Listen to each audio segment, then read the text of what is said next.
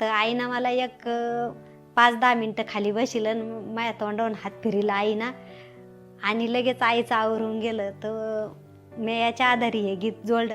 निरूप आला धावपळ करी ते बाई ग, निरूप आला धावपळ करी ते बाई, काही कळाना न कशासाठी भली ती आई. आईला पाहून जीव माझा झाला भयभीत ग, जात्या खेपी तोंडावून फिरीती हात ग, जात्या खेपी तोंडावून फिरीती हात.